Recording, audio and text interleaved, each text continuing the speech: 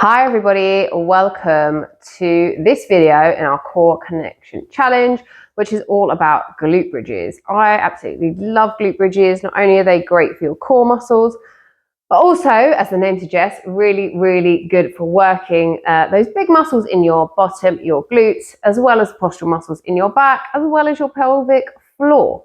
So I'm going to talk you through a couple of options today.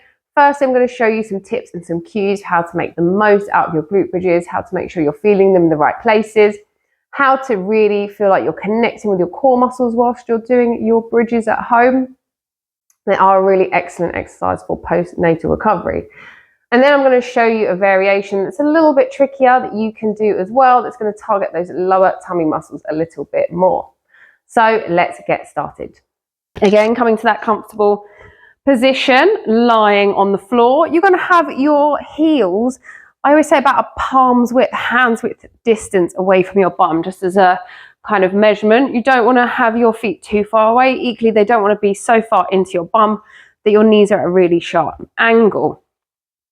So I'd suggest about a hand width away, and then a kind of natural hips width distance. Again, not too wide with the feet and not too narrow either. We're going to take our palms to the floor.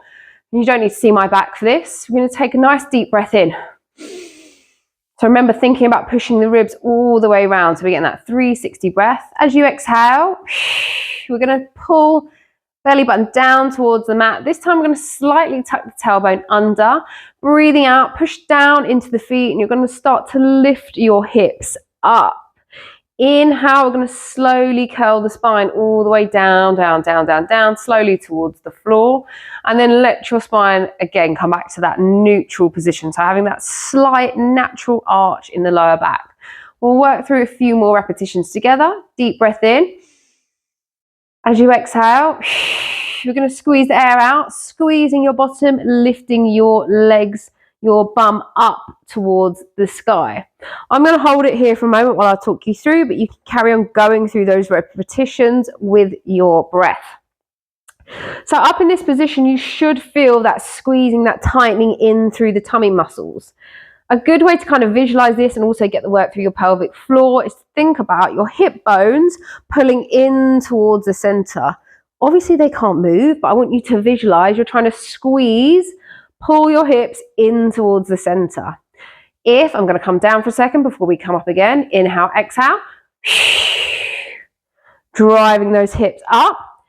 If you don't really feel anything in your bum, which is one of the places that you want to be feeling this exercise, as opposed to the hamstrings, think about digging your heels down into the ground and imagining that you're trying to slide your feet away from you. You're not actually going to slide your feet, but just imagine you're driving the heels down as you push the bum up. I can already feel that firing up my glutes a lot more.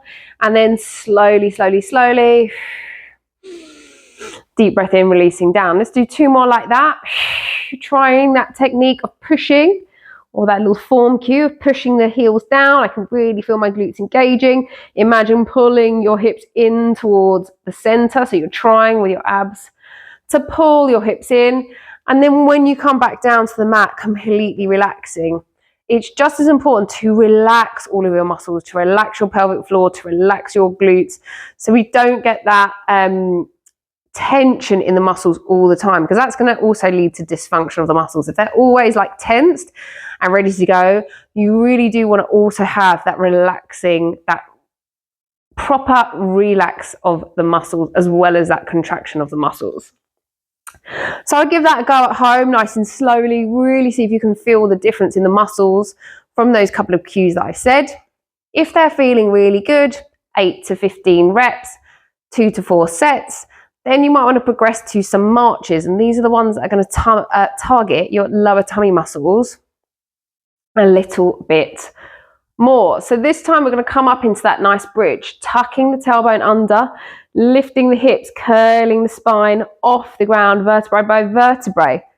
Dig your heels down into the floor. We're going to slightly transfer the weight now, and we're going to march one foot in towards you. So we're really connecting with the lower abs. Inhale, relax. Keep the hips high if you can. Exhale. Marching the foot in towards you. From here, you can decide whether you want to come all the way back down, slowly to the mat and repeat, or you can keep the hips high and repeat for an even number of repetitions. At the top, keeping hips nice and high. You're going to feel it a lot through that standing leg that's on the floor. Hopefully you're going to feel it a little bit more through those tummy muscles. Think about squeezing them in. This one is more challenging. See how you go